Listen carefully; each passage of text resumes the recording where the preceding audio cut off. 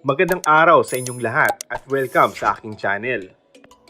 Ipinagdiwang ng aktres na si Julia Montes ang kaarawan ng kanyang longtime boyfriend na si Coco Martin. Sa Instagram post ng aktres, ipinasilip nito ang isang video ni Coco kung saan makikitang tuwang-tuwa ito. Simple lang ang naging caption ni Julia sa nasabing post at naglagay ito ng emoji. Noong Mayo, inamin ni Coco ang 12 taon nilang relasyon ni Julia. Kung ano man umano yung posisyon nila ngayon, sobrang blessed at never nawala sa center nila si God. Hindi nawawala ang mga good stuff, dagdag pa ng aktres.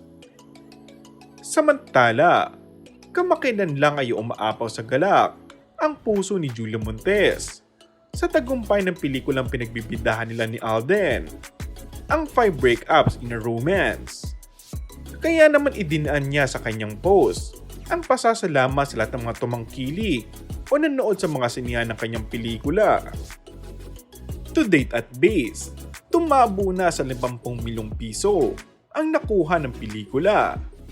Isang maliwanag na panunupalpal ito sa mga nagsasabing si save lang ang project.